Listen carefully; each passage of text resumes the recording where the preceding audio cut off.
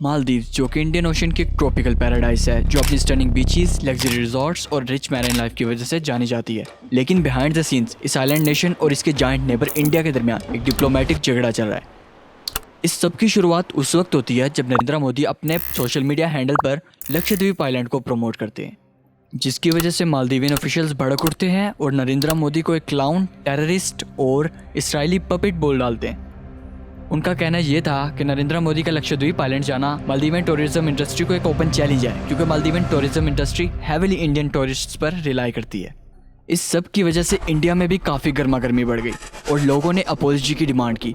Maldivian government ने फ़ौरन इन officials को सस्पेंड किया और एक ऑफिशियल स्टेटमेंट रिलीज़ की जिसमें बताया गया कि मालदीवियन गवर्नमेंट के ऑफिशियल कमेंट्स नहीं थे ये, बल्कि इन लोगों के अपने वर्ड्स थे। इस सिलसिले में इंडिया में बाइकआउट मालदीव्स कैंपेन भी चली और कई सेलिब्रिटीज़ एंड बिजनेस इस कैंपेन का हिस्सा भी बने।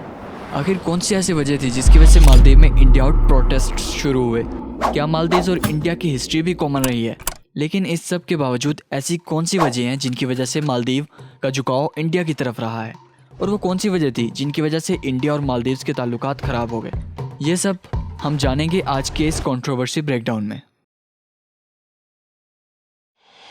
दरअसल इंडियन टूरिस्ट मालदीवियन इकोनॉमी का एक मेजर पोर्शन है, अबाउट 11%, क्योंकि टूरिज्म मालदीवियन इकोनॉमी का 1/3 है। एक स्मॉल आइलैंड होने की वजह से टूरिज्म के अलावा भी मालदीव्स कई चीज़ों में इंडिया पर डिपेंडेंट है, including food, infrastructure and technological advancements. इसीलिए मालदीव्स ने अपने रिलेशनशिप को ख़राब होने से बचाने के लिए उन ऑफिशियल्स को फ़ौरन सस्पेंड किया और उन पोस्ट्स को भी डिलीट करवा दिया।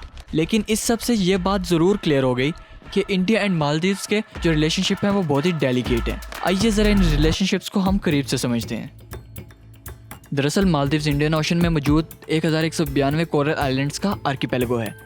आर्किपेलागो एक ग्रीक वर्ड है जिसका मतलब है चेन या क्लस्टर ऑफ आइलैंड्स, और इकोनॉमिक पॉइंट ऑफ व्यू से एक बहुत ही इंपॉर्टेंट जियोग्राफिकल लोकेशन भी रखता है। असल में मालदीव्स इंडिया की साउदर्न कोस्ट को लक्षद्वीप आइलैंड के करीब मौजूद है, और वो वाइटल सी लेन्स जो इंडियन ओशन को अरेबियन सी और पर्शियन गल्फ से मिलाती हैं उनके रास्ते में आता है।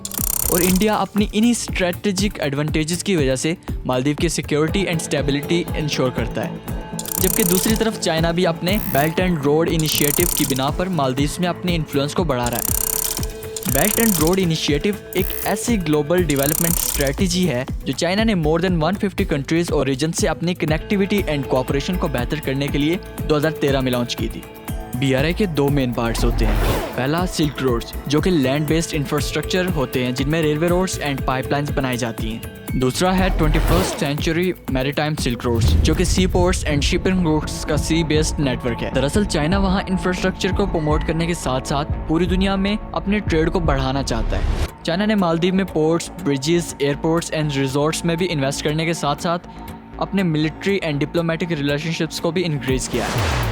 मालदीव्स की पॉलिटिकल सिचुएशन को लेकर इंडिया एंड चाइना के बिल्कुल डिफरेंट व्यूज एंड इंटरेस्ट्स हैं, जिसकी वजह से पिछले कुछ सालों में दोनों के दरमियान काफ़ी इंस्टेबिलिटी रही है। इंडिया ने हमेशा मालदीव्स के लोगों की डेमोक्रेटिक एस्पिरेशन को सपोर्ट किया।